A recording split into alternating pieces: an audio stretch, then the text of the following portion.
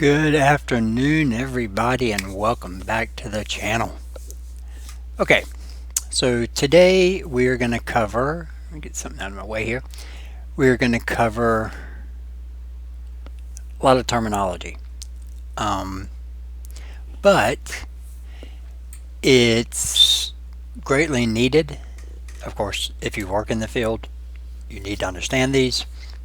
And if you're going for Net Plus, Sec Plus, CYSA, you're going to have questions on them.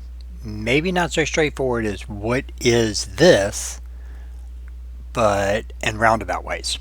I'll give you some examples when we get to it. So all this type of stuff that we're dealing with, BIAs, RPOs, MEFs, WRTs, MTDs, RTOs, MTBFs, MTTFs, and there are others, SPOFs. These are the big ones we're going to hit here. So we're going to cover those. I do want to put a shout out here. I posted the first video in a long time, 2 days ago, and I had a bunch of great comments of people welcoming me back. For those of you who don't know, or who haven't liked and subscribed to the channel, I used to post a ton of videos on how to get through hacker challenges. Things like hackthesite.org or Hellbound Hackers, sites like that. And they ran for a long time. I don't know if the YouTube algorithm changed on me, or they didn't like particular things I said, but they started striking the videos and taking them down. And after so many strikes, they start closing your channel. And their thing back to me was I was showing people how to hack. When it's a legit site, it's made for you to practice these techniques. They just didn't like me showing you how to do it. So, got a little irritated with YouTube, backed off for a long time, and recently, through a life change, I got diagnosed with cancer. So I'm going through chemo now, so I'm at home a lot. And I was sitting down the other day and went, you know what? I'm going to start making videos again. As of right now, I'm playing it safe. I'm putting out things for you guys that are out planning on getting a certification, maybe renewing a certification, and to help you understand the topics so you can easily pass the test. I've been in the field for a very long time. I've been teaching this stuff for 18 years. I can't tell you how many times I've taken Security Plus, because I have to take it every time they come out with a new version. Same with CYSA, same with CASP, same with, well, thankfully Linux, I don't have to do it. But same with A+, same with, Net Plus. CEH, thankfully, is a lifetime thing, although I wouldn't mind taking that one over and over again. That was just such a fun test. So I've seen these terms over and over and over and over again, and these have been around forever. So let's just hit these real quick. Then we're going to start getting into some things that are, I don't know, maybe we're going to tick YouTube off a little bit more, but let's see if we can sneak them through. So these things, understanding all these. Well, first, a couple terms you just got to understand in the beginning is, what is a BIA? Okay, so a BIA is nothing more than, you have a procedural book probably, that is going to access what losses may occur in the case of some sort of adverse event. In a bunch of different scenarios. So if there's a DOS attack and you lose this for these many hours, what is going to be the impact on the business. Okay. By doing this, this is definitely going to help you figure out the next part, which is this, a BCP, a business continuity plan. This is going to help you identify what controls to put into place, how much money you're going to spend on controls to put in place, and help you maintain your critical workflows. And that's the key word, critical workflows. Not everything in your organization is critical. You are definitely going to have some critical things that you cannot afford to lose. Maybe they can be down for an hour. Maybe they can be down for 2 hours. Maybe they can only be down for 15 minutes before it starts having an adverse reaction to the business. Let's take a look at something simple. Amazon. Amazon has a ton of mission criticals. I don't work for Amazon. I don't know the ins and outs of the Amazon network, so don't get me wrong here. But from the outside, I mean, Amazon has no storefronts. So the most mission critical thing that Amazon has is its website. If Amazon loses its website, you can't get to it. No one can get to it. They immediately start losing money. There are 16 transactions, if it hasn't changed, there are 16 transactions per second on Amazon. What if their servers, all of their web servers, are dead in the water for 24 hours? How much money are they going to lose? So of course, that's been marked as mission critical.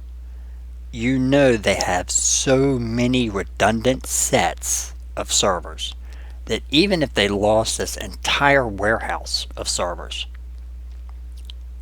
they've got others. They're not the only servers they have.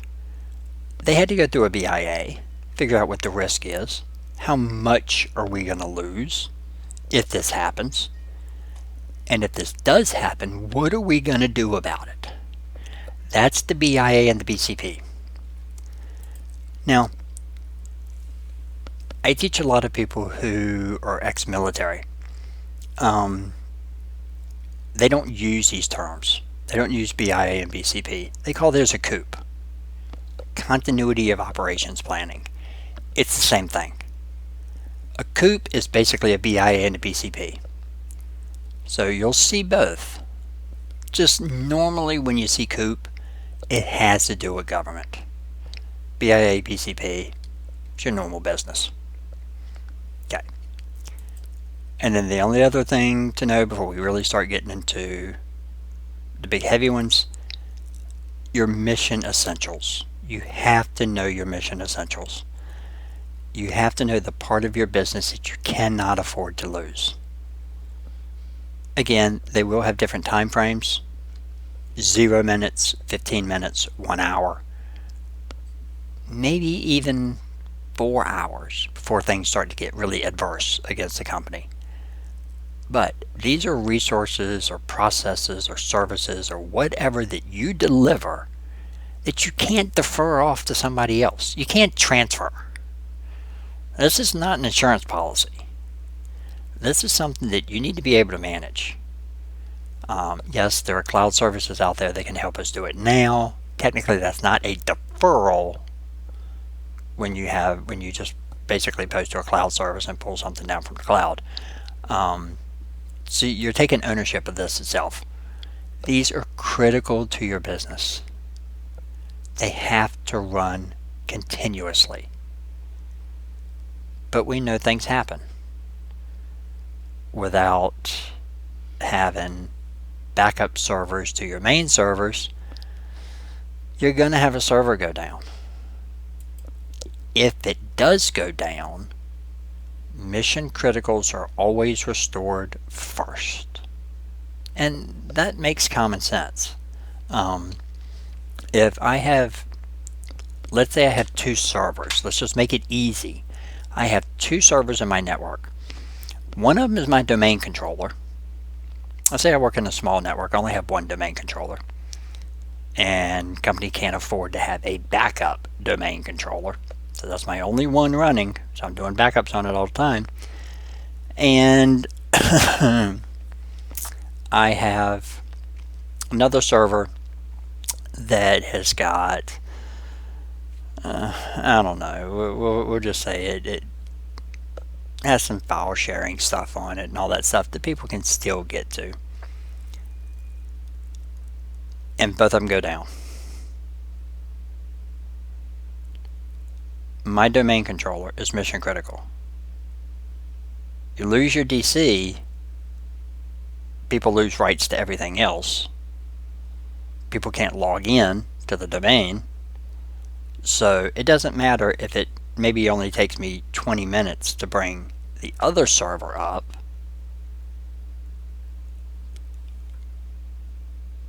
And it's going to take me longer to bring the domain controller up. I'm going to bring the domain controller up first, because that's mission critical. Everybody's dead in the water till that comes up. So that's what that is. But this is where, if people haven't seen it, this is when they start to get mixed up. The MTD, the RTO, and the WRT. Okay, first off, to define them. The MTD, the maximum tolerable downtime. Every process that you have, every resource that you have, every asset that you have, is going to have its own MTD. This could be from a couple of minutes to a couple of hours. This is the maximum time this process can be down without adverse reactions to the organization. This is going to be planned by, you may have a risk management team. They'll come up with the MTD. You don't come up, I never came up with an MTD. Somebody else came up with it, and then they told me what the MTD was for that. So it's the maximum downtime, and you're going to see it in the chart here in a minute. Now, there's this thing called the RTO. This we came up with. Higher ups came up with the MTD. We came up with the RTO. The RTO, the recovery time objective. The amount of time that something can remain offline from the time of the disaster, the attack, the whatever, from the time it goes offline until recovery has been finished. I spelled and wrong. Sorry about that. Until the recovery has been finished. So whether it's a restore or a swap out of a hard drive or a swap out of a NIC, whatever it is, that's your RTO. Okay. With the RTO comes something called a WRT. A lot of people don't use this, but there really is one. They kind of add it into the RTO. But the WRT, there is one there. That's your work recovery time. That's, let's say, after a server crash, we do a restore. So server crashes, that starts our RTO. We're doing the restore. Boom, the restore is done. Okay. When the restore is finished, there still may be some work that we have to do. We may have to link that server back to other servers because they see it's down, so we have to make sure they see it again. We may have to run an update on it. We may have to test it for a little bit to make sure things are working okay. That's the WRT. It's usually not very long, but it is there. Okay, so this is what it looks like on a chart or on a drawing. So what I have here is, I should have made 2 of them. We have an MTD. Now, let's say the higher ups have told us that our MTD is 6 hours. So we have 6 hours from the time of this database server crashing.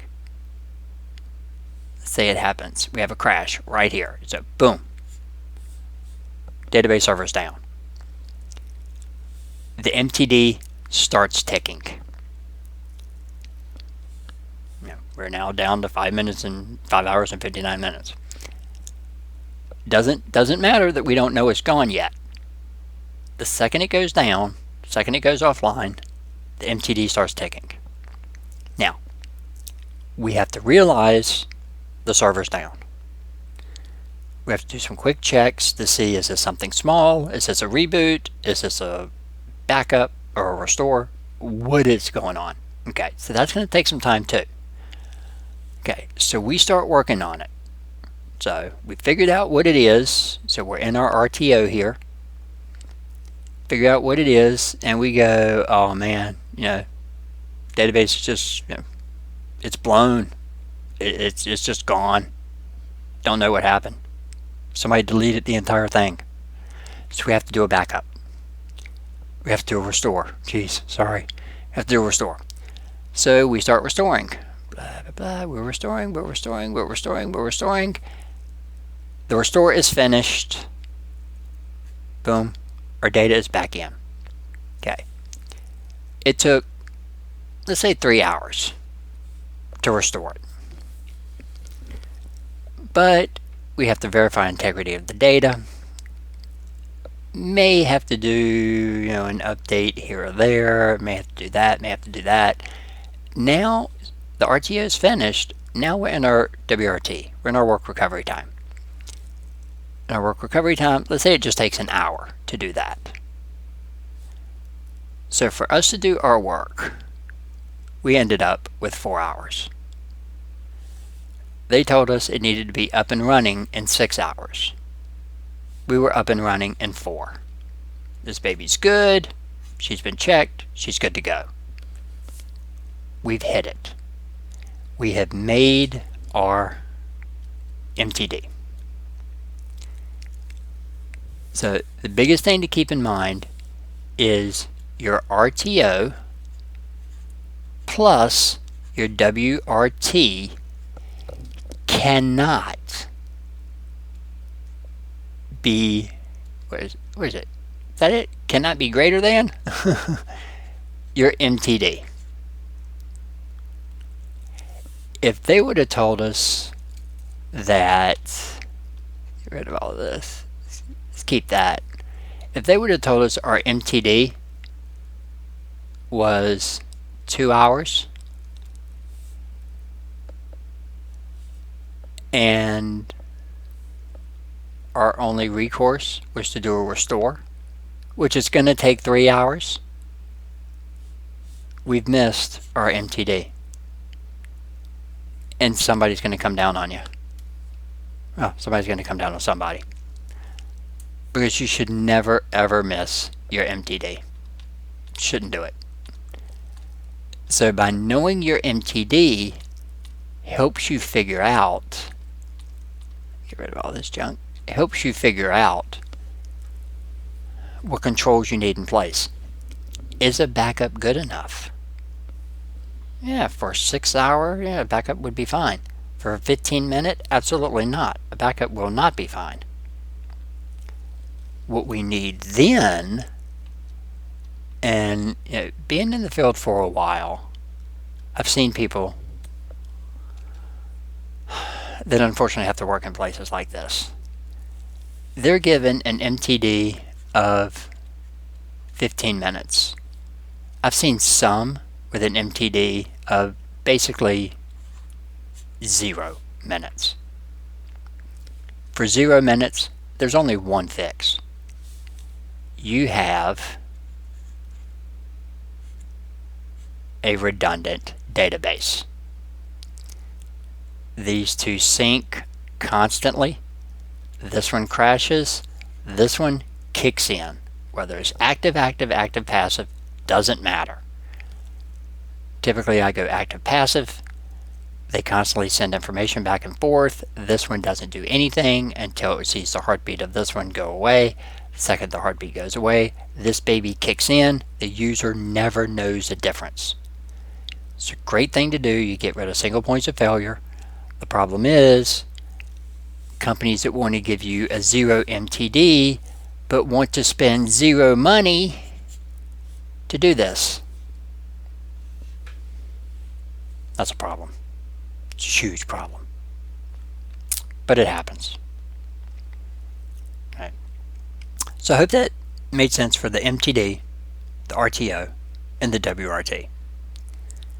RTO and WRT just cannot extend beyond the MTD. Okay. Now, a couple of more that you're going to see. Your RPO. Again, somebody else is going to come up with this. Somebody higher up. This is the amount of data loss that is acceptable to the company. So, let's say, for instance, a database. I have the database here. You have a database that crashes. All data is destroyed. If their RPO is 24 hours, is 1 day, okay, that's fine. That means if you back up every night, so you do a full backup of that database every night. Now we don't know what the MTD and all that stuff is for this yet, but whether it's full restore, differentials, or whatever it is, you do that every single night. You backed up on Monday night, 4 o'clock in the afternoon on Tuesday, you lose the entire database. You restore it back. Okay. You haven't lost 24 hours worth of data. So you're good. You're inside of your RPO. Problem is, if they tell you have a 24-hour RPO, you only back up once a week, you back up on Saturday nights, and Wednesday the server goes down, and you have to restore, you've missed your RPO already, because you're only going to be able to recoup the data from the backup, which was Friday night. So now you've lost Saturday, Sunday, Monday, and Tuesday, which is way more than 24 hours. Okay. Now, 2 other ones they love to throw in, and then I'll give you a quick, how they give you these things on the test. MTTF, mean time to failure. We typically use this for non-repairable devices like hard drives. Every device has a mean time to failure. USBs have a mean time to failure. There's only so many times that your wonderful, great USB stick, that I've got a billion of them sitting here, you plug it in today, it works great. You plug it in tomorrow, it does not mount. You take a look at computer management, it ain't in there. Chips blown. That's a mean time to failure. Drives do have mean time to failures. You can look them up online. Unfortunately, mean time to failures have this goofy thing that we call a bathtub curve. And again, it looks like a bathtub. They call it a bathtub curve because it's more like this, and then this, and then this, and then this. Not really a bathtub, but devices are typically going to fail at the very beginning of their life, or at the end of their life. Very seldom. Let's say if you have something that has a 10-year MTTF, it's typically going to die within the first year or the last year. Typically it has a lower chance of dying about year 5. That's what I mean by the bathtub curve. Never seen that testable, but kind of interesting the way it is. But we use MTTF for typically non-repairable devices. And the last one, MTBF. Now let me get rid of my little cool bathtub here. Come on, you like it. You know you like it. Okay, there we go. Anyway, let's just do that. MTBF, mean time between failures. This does not have to be used. It can be used for non-repairable devices. It doesn't have to be. It can be used for others. This is the total time since the service has been started, from start to finish, divided by the number of failures. So I made it simple on one. Let's say you have a server, one machine. Let's say there you have a service running on it, particular service running on it. It's been up and running for 700 hours. In those 700 hours, that service has failed twice. So the mean time between failures is 700 divided by 2, which is 350 hours. So you have to have at least 2 failures. You can't do it with one. Now, we can also do it for multiple drives or multiple devices. I have hard drives here. So let's say you have 10 hard drives. Each hard drive's running 200 hours each. 2 of those drives have failed. Well, now you do 10 times 200, which is going to give you 2,000. Divide that by 2, because you had 2 of them that failed. And that gives you 1,000 hours. So the mean time between failures of those drives are typically 1,000 hours. Personally, I don't put a bunch of weight on mean time to failure and mean time between failures. The only time I do is when my mean time between failures start to get stupidly quick. Like every 3 days, I have a service that's dying. And all I have to do is go to the server and restart it, and she restarts good, and everything runs great. And like 3 days later, boom, she's off again, and I gotta restart her again. Okay, I'm gonna go start looking and find out what the root cause of that issue is, because I don't want to see every 3 days I have the service that stops running. Even if it's a simple fix to restart it, I'm gonna see what is causing it to stop. So, just some typical terminology here, guys, that you guys are going to see. There's your little RPO there. There's your little backup. So how much data can you lose? Hey, if you do full backups every night, or whatever, of course you want to get most of your data back. Where this comes to be a problem is when they want 0 data loss. When it comes to be 0 data loss, now you're starting to deal with real-time backups or redundancies to where the database is being backed up every time a new record is being put in it, or you have a redundant database. Then they're not going to lose any data. Okay. Alright, so just real quick, it's a lot of definitions. I get it, ton of definitions. You definitely need to know them for net, sec, CYSA, probably some others. In large businesses, you're going to work with these all the time. Depending on your position, you may be writing these. You may be part of the BIA.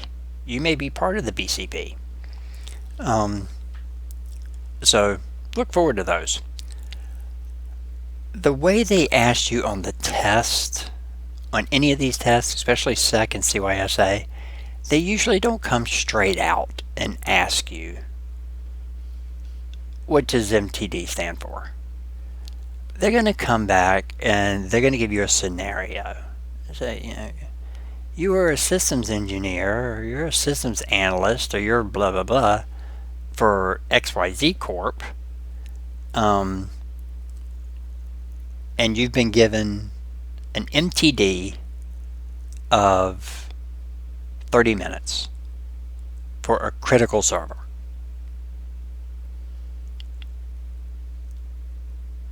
What would be your best? That's where they love to phrase it too. What would be the best solution to maintain the MTD? And you have ABCD. And they may even give you size and all that type of stuff to it. But it'd be things like, having a redundant server, restoring from backup, restoring from a cloud service, reinstalling all applications. Okay, well, again, if you understand the MTD and you can't miss it, MTD is your maximum tolerable downtime. Installing the applications all over again makes absolutely zero sense. Doing a backup makes doing a restore from a backup makes zero sense, unless it's a baby database or a baby server. It takes longer than that to reboot most servers. Pulling from a cloud backup service. Okay, well, by the time, first off, you notice that you've lost a service, you connect to the cloud service, you start to restore through that or whatever scenario you have up there, it can take longer than 30 minutes. The redundant server is going to be your answer. So they don't ask them straight out. They ask them in this roundabout way to make sure that you understand the term, not only the term, but how the term applies in production. So, hope that helps. The next video I'm going to do, I've already started kind of working on it, so it's going to be a real quick one, but the next one I'm going to do is a little bit more tricky. It's a little bit more math involved in it, because it's understanding single loss expectancy, annual loss expectancy, the exposure vector, and kind of everything that goes along with that. CYSA is really good, not so much SEC. CYSA is really good at asking questions on that, where they give you a long scenario. They're going to tell you the EV. They're going to tell you the ARO, the annual rate of occurrence, and they may even come out and ask you, you have found a solution that's going to cost this much.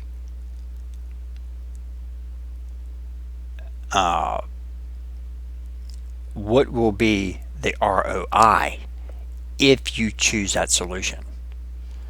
So you need to be able to take just all these figures and figure them out to see if your control that you put in place was actually worth it, or if you're spending more to protect data than the data is worth. So we'll do that one. Then we're going to start pushing the envelope again, guys. We're going to see there are a ton of other sites out there, challenge sites, that I want to show you guys how to get through. I got to remember how to do it myself because it's been such a while since I've done them, but we're going to be doing those. So stick around. If you haven't, like and subscribe. Love to have you guys as followers. Thank you for all the followers who have sent me comments. Man, you're back. I'm so glad you're back, and I appreciate it. And I got one this morning from actually a Hack the Site challenge that I posted like 4 years ago, and the gentleman said, man, you should have more followers. I'm just doing this for you guys to help you understand things, help you get through things, help you have fun. So until next time, everybody, I will be seeing ya.